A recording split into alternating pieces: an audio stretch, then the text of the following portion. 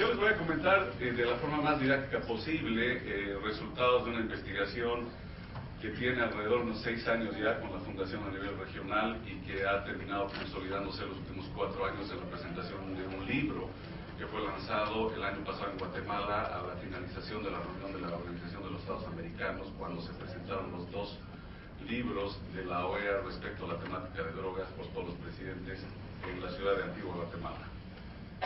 Nosotros obviamente hemos ido mucho más allá, somos mucho más críticos de lo que está pasando y nosotros le hemos llamado a nuestro libro, que me imagino que ustedes pueden acceder a la página web de la Frederick Ebert en la Argentina, y se llama De la represión a la regulación. Somos un grupo de profesionales latinoamericanos, yo boliviano, un chileno, Eduardo Vergara, y un colombiano, que hemos tenido el reto, encomendados por la Fundación Frederick Ebert, de lanzarnos a la piscina con una serie de propuestas de política pública, ante un convencimiento personal de este equipo de que el paradigma que viene gobernando, moderando, modulando nuestras políticas públicas nacionales respecto a lo que se ha venido a llamar la lucha contra las drogas, no funciona más, y no solamente no funciona más, sino que además los resultados que se plantearon como los objetivos y las metas principales de este paradigma o política pública a nivel internacional no han tenido desde ningún punto de vista ni muy cercano los resultados que se habían planteado desde un comienzo. Entonces, convencidos de que el paradigma que decía un mundo sin drogas es posible, no es posible. La cantidad de drogas en los mercados se mantiene exactamente igual que hace 3 o 4 décadas, y el número de personas que consumen drogas, que está alrededor del 5% de la población mundial, sigue exactamente en el mismo porcentaje. Entonces, no ha pasado nada. Lo único que sí ha pasado es que tenemos un montón de muertos a las espaldas y un montón de violación a los derechos humanos también a nuestras espaldas. Muchos, como yo aquí, son legisladores y hemos sido funcionarios públicos y hemos tenido la oportunidad de gobernar y somos corresponsables de haber y de seguir aplicando un paradigma que es un paradigma fracasado. 5 objetivos nos han guiado en esto que yo les estoy dando como introducción así bastante fuerte. Yo lo voy a ir justificando por qué, paso a paso, con 5 objetivos del libro. Y como hay un interés legislativo acá, voy a terminar aterrizando algunas opciones de política pública que se pueden ir visualizando, trabajando, reflexionando, debatiendo, dependiendo de la realidad de la problemática en cada uno de los países. Lo primero es que debemos, y es una necesidad en términos de reducir los daños que tienen los consumidores de drogas en el mundo. Y aquí estamos acostumbrados, bajo la lógica de este paradigma, a decir que los drogadictos son malos, ¿ya? Son como los hijos del demonio, todos son malos y además son criminales e incitan a la violencia y al crimen. Y en realidad no se ha superado nunca la cifra estadística, estas son cifras de la Organización Mundial de la Salud, de este 5% de consumidores de la población mundial, nunca se ha superado el 10% de lo que se puede llamar hoy en día, respetuoso de sus derechos, como consumidores problemáticos. Es decir, aquellos adictos que desarrollan una adicción a la sustancia química que están habituados a consumir, nunca ha superado el 10% del total de población de usuarios de drogas ilegales en el mundo. Entonces, eso de que meter a la bolsa al consumidor de drogas a todos por igual, estamos metiendo injustificadamente y estigmatizando de forma negativa a un 90% de usuarios de drogas ilegales que no tienen ni desarrollan, ¿ya?, problemáticas de salud o de adicción vinculada a la sustancia a la que habitualmente están consumiendo. Lo segundo tiene que ver con diferenciar efectos. Y no es lo mismo, por ejemplo, para la sociedad argentina, que según los datos de la Oficina de Naciones Unidas para la Droga y el Crimen, el segundo país de América Latina mayor consumidor de cocaína, los efectos de la cocaína en un consumidor, que los efectos de ciertos derivados, como el crack, por ejemplo, ¿ya?, respecto de la salud humana y el comportamiento. Entonces, también cuando hablamos de drogadictos o hablamos de drogas, tendemos a meter en la misma bolsa absolutamente todo, y creemos que la marihuana como la heroína tienen exactamente el mismo efecto en las personas, tanto en comportamiento como en desarrollo o problemáticas de salud o de actitud psíquica o física.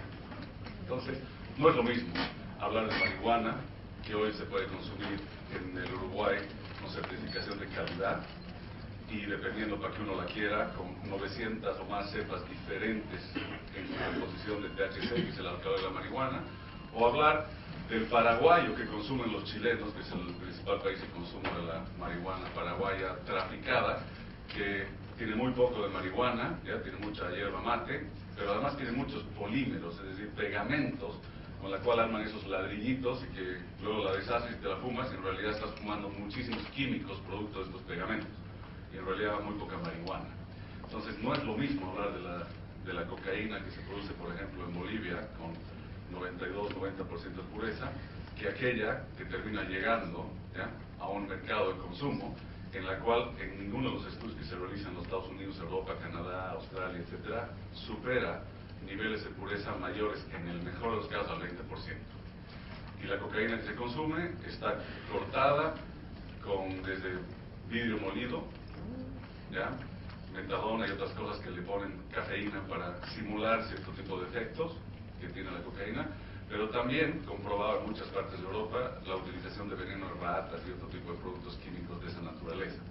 Entonces, cuando hablamos de adictos a la cocaína, en realidad nosotros pensamos muchas veces, en ausencia de información real sobre estos temas, ¿adicto a qué es? Y en realidad los adictos normalmente tienden a ser adicto al dealer que tienen, porque el dealer es el único que sabe con qué la corta, ¿no? Y normalmente los resultados concluyentes de que la cocaína genera los problemas que todos estamos habituados a ver en las noticias, etcétera, no son desde ningún punto de vista ciertos todavía o demostrables. Hay un estudio bien interesante de la Organización Mundial de la Salud. En 94 se ha llevado el estudio más grande sobre efectos de la cocaína en el cuerpo humano. Los resultados no fueron tan malos como se pensaba y por lo tanto el informe ha sido vetado por los Estados Unidos. Ese informe lo pueden acceder o a partes de él en el internet, como tenemos que hacer todo el resto que no está vinculado a estos grandes poderes políticos. El blanco directo de la aplicación de una política pública cuyo paradigma era: el problema está en la oferta. Y por lo tanto hay que darle palo al productor de amapola, hay que darle palo al productor de marihuana, hay que darle palo al productor de coca. Y hemos sido cómplices de una serie de políticas públicas de implementación en nuestros territorios, de la mano de agencias internacionales, violatoria de los derechos humanos de nuestros conciudadanos, que se han visto durante décadas, ¿ya?, bajo el yugo, el palo de las políticas públicas que los veían a ellos como los principales culpables de que estas drogas lleguen a mercados de consumo. En el otro lado también están aquellas personas a las cuales hoy las políticas se han enfocado para tener cifras que redunden en cierto tipo de éxitos de la política pública, que son los microtraficantes, por ejemplo. O los jóvenes que tienen 2 o 3 gramos de marihuana, o 1 gramo o 2 gramos de cocaína para su consumo personal, y que la policía y el sistema judicial los estigmatiza, cuando estas dos personas de la última parte de la cadena del narcotráfico no tienen la más mínima relación con las organizaciones criminales que gobiernan este tipo de negocio. Estos jóvenes que hoy llenan las cárceles, mayormente mujeres, que son las mulas que son atrapadas con medio kilo, 1 kilo, 2 kilos en las fronteras, y que hoy están llenando nuestras fronteras, ¿ya?, no tienen nada que hacer con el negocio de verdad. ¿Ya? Simplemente son agentes pobres que están dispuestos a hacer cualquier cosa por ganar unos cuantos pesos. Y a eso se ha enfocado nuestro sistema judicial y policial, ¿no?, a estigmatizarlos y a judicializarlos. Y el problema de las cárceles llenas, saturadas de toda América Latina hoy, si ustedes ven las estadísticas, son estos jóvenes, y la mayor parte, como es en mi país, de acusaciones están vinculadas a violaciones de la ley 1008, que es la ley de drogas. Entonces, hay quienes están pagando los platos rotos de este paradigma y que no tienen realmente mucho que hacer y mucho que decir con el gran negocio que es el narcotráfico y que está en manos de organizaciones criminales transnacionales. El tercer gran objetivo es que tenemos la responsabilidad de minimizar los daños que las políticas públicas de lucha contra el narcotráfico tienen sobre consumidores y sobre no consumidores. ¿Y esto qué supone? Primero supone que este paradigma nos dice que hay países culpables, productores, y hay países poco menos culpables, que son los consumidores, ¿ya? Y hay unos países al medio, un sándwich, que son los países tránsito por los cuales va la droga. Y esto es falso, porque para empezar, para hablar de narcotráfico tenemos que hablar de toda la cadena productiva. Ya no existe un solo país en el mundo que sea productor, o que sea de tránsito, o que sea de consumo. ¿ya? Y para hacerles rápido el cuento, Bolivia era un país productor de pasta base en los 60s y 70s, que se la vendíamos a Colombia para que la refine en clorhidrato y se la manda a los Estados Unidos, pero ya no. Nosotros producimos todo, desde la hoja de coca hasta el clorhidrato. Somos un país tránsito de la pasta base y el clorhidrato del Perú hacia la Argentina y hacia el Brasil, como también de la marihuana paraguaya hacia Chile, y también somos un país consumidor. No solo de cocaína, marihuana, éxtasis y demás otras pastillitas que se producen ahora en la cocina de cualquier casa con un juego básico de química. Entonces ya no hay países, los países de Centroamérica, Guatemala, El Salvador, Honduras, que eran países tránsito de la cocaína que iba de Colombia a los Estados Unidos, también están produciendo. El año pasado se ha encontrado la primera extensión territorial con plantaciones de hoja de coca en Panamá. También en la Argentina, en el norte, ya hemos encontrado un montón de cocinas, es decir, ya están los argentinos, ¿no?, emprendedores en el negocio del narcotráfico, ¿no?, construyendo sus propias fábricas aquí para sacarle una tajada al negocio. Y así siguiendo. El mercado de consumo, si bien en algunos países como los Estados Unidos y algunos países de Europa ha detenido su crecimiento en términos de consumo, por ejemplo, de cocaína, los Estados Unidos es probablemente el país más exitoso en esto, pese a que sigue siendo el mercado más grande del mundo. Las últimas 2 décadas, las estadísticas de consumo de cocaína han tenido un constante decrecimiento, ¿ya?, mucho a raíz de políticas muy importantes de prevención en el sector, pero ¿ya?, sigue siendo un gran consumidor, y sigue siendo un gran consumidor de la marihuana mexicana, que produce los más de 60,000 muertos y desaparecidos que mencionaba María. Y hoy ese país que reprime, que es dueño del paradigma de la lucha contra las drogas, es el principal país a nivel de los estados y sus legislaciones en promover la legalización, ya sea para el consumo médico, medicinal o para recreacional de marihuana. Casi estamos llegando a la mitad de estados en los Estados Unidos que tienen una legislación que permite algún grado de legalidad en términos de consumo, especialmente de marihuana. Por lo tanto, los mercados han cambiado radicalmente. Bolivia no le vende un gramo de droga, cocaína, a los Estados Unidos. Era nuestro principal mercado décadas atrás. Hoy, nuestro principal mercado está aquí al lado, cruzando a Jujuy y cruzando al Brasil. Son los principales mercados de América. El Brasil es el segundo consumidor de cocaína del mundo. 200 millones es ese mercado, es un mercado fantástico. Para un productor de cocaína en Bolivia, colombiano o lo que sea, no necesita pensar en Europa o el África. El principal negocio está aquí al ladito. Costos de transporte muy bajos, costos de la ilegalidad muy bajos, con países que tienen grandes huecos de presencia estatal.